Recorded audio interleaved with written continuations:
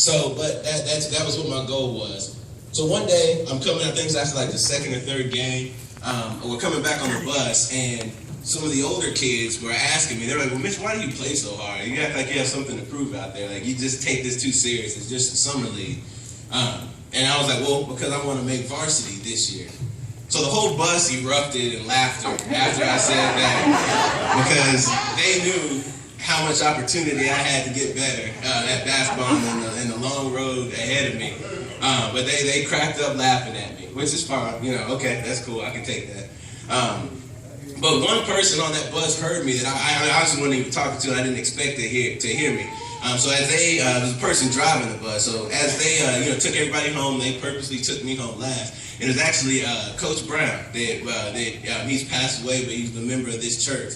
But it was Coach Brown, and he stopped and said, "Hey, were you serious about wanting to make varsity?" And I was like, "Yeah, I was. I definitely am. That's what I want to do." And he said, "Okay, well, I'm going to give you the invite." So he told me when the varsity was going to be practicing the next day, and said, "You have my permission to show up." And that was it. And he dropped me off, and he kind of had a smirk on his face when he dropped me off. But I was happy because I'm like, okay, it's starting. I'm here. So, the next day I show up to that practice, and I kind of understood why he had that smirk on his face, because the kids were a lot bigger and a lot stronger than me, and we did a lot of running and a lot of push-ups and a lot of everything that I wasn't ready for whenever I made that little statement saying, hey, I want to make varsity my sophomore year. But he was very happy to introduce me to all of that stuff. So you go to these practices, I'm getting knocked around by these bigger kids. They're bigger, stronger, faster than me. But I keep showing up. Every practice, I showed up to the JV practices, all the varsity practices. Anytime they had a shoot around, if they were going to be in the gym lifting weights, I showed up for everything. I was always there all the time, because that was my goal, and I was obsessed with making it come to fruition.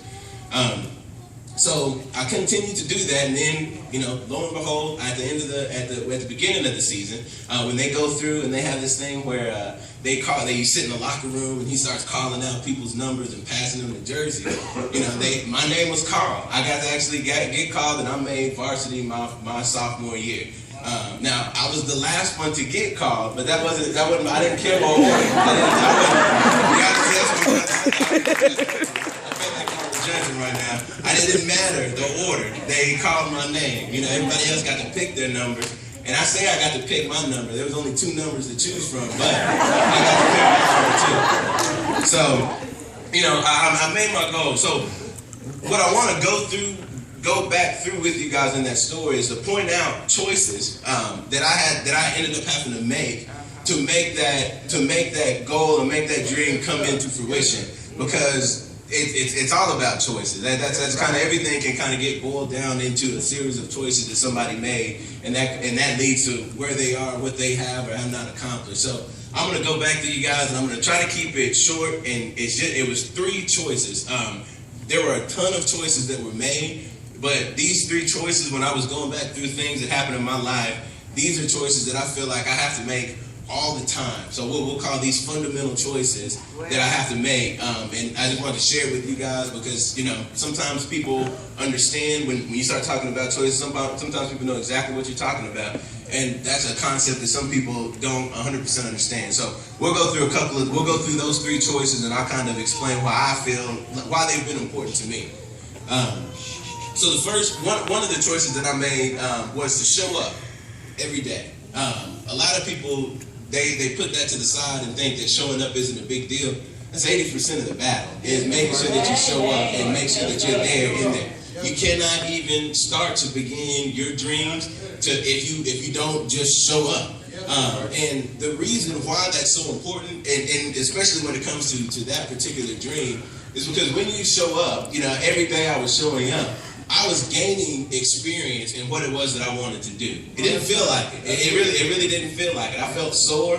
I felt outclassed, because like I said, these kids are 3 or 4 years older than me. My voice just changed. I'm coming out there trying to play with these guys that have mustaches and stuff like that. It really doesn't feel like it. But slowly, I was getting faster. I was getting stronger. I was getting used to the speed that they were playing. I was getting better as I went. And if I wouldn't have shown up, if I wouldn't have shown up to those things, I wouldn't have been able to do it. So I made the choice to show up, because I could have sat at home and watched TV. I could have said, hey, you know, they're too big, or, you know, maybe this is too soon, and stayed at home or whatever. And it's hot, it's summertime. Could have went to the pool. There's plenty of things I could have done, but I made the choice to show up, and that's very, very important. And that's something that you know, keep that in your back pocket. And that's something that you should think about whenever you're setting goals. Is showing up. That's 80% of it. Is making sure that you're there. Another choice that I made was to keep getting up. So while I was there, I got knocked down a lot. I got knocked down. I spent a lot of time on the floor during those first practices, because, you know, those older kids that were laughing at me on the bus felt some kind of way about me actually showing up and being at practice the next day or whatever. So, you know, I got thrown down a lot, and I could have taken that and said, oh, well, they don't want me there. This is too tough. I'm just going to stay down here and just kind of go, I'll try out for basketball next year. Or, you know, maybe I'm good at golf. Maybe I'll try golf or something like that. You know what I mean? But I made the choice to continue getting up. And that's a choice that's also very, very, very important in life, because it's for a number of reasons. And one reason I'm going to say is because most people don't realize that when you set a goal, or if you have a dream that you're trying to achieve, you only have to achieve that dream one time and you win. That's it. So I didn't hear enough of your rights on that one, so I'm going to say it one more time just to make sure that one got through here. You only have to succeed one time and you win. So let's say you're going for your doctorate degree, and you're applying, and there's certain classes that you can't quite figure out. Maybe there's this class that you have to take twice. Still don't do good. Third time, still don't do good. A fourth time before you actually get into that doctorate program and are able to succeed and pass that. And you get your degree. Well, you failed 4 times. It doesn't say that anywhere on your degree. It doesn't say that anywhere. There's no distinction. They got it on their first time.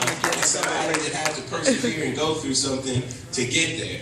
So it's always important that you get back up. And there's another important fact about getting back up that sometimes go unnoticed, is whenever you get knocked down, the process of getting back up, it makes you stronger.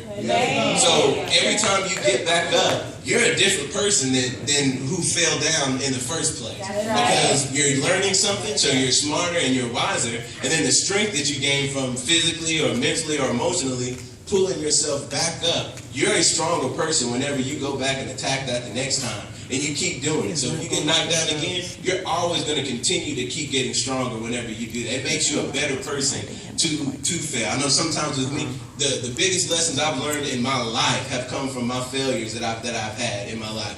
Now, of course, I didn't include those on my bio.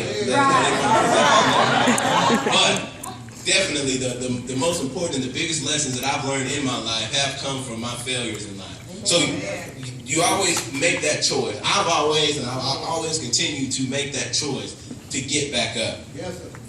And then another, and probably the most important choice that I made during that entire process was I made the choice to love myself during that process. You know, didn't feel too good for those kids to sit there and laugh at me when I told them, you know, that was a sincere goal as I had in my heart at the time, was I want to be on varsity my sophomore year. I mean, it doesn't get any more sincere than that. And the whole bus erupts and laughs at me. Like there was something I didn't know. You know, I could sit there with that egg on my face, and that's fine. I took it, and that's fine. But at that moment, I have a choice to make. I can either believe them and believe them to think that I'm less than I am, or I can make the choice to love myself and believe that I deserve to do that, and if I work hard, that I can earn it. That is a huge choice, because this choice to love myself was something that had to be made every time I got knocked down. Every time I went home and had to ice my leg because I was bruised up and decided to show up the next day anyway and make that choice, I have to continually make that choice to love myself. Now, this one in particular, I think, in my opinion, this is probably the most important one, because it's it's easy to say, hey, don't ever give up, make the choice to show up and make the choice to pick yourself up. But if you don't love yourself, and if you're not your biggest fan, and you're not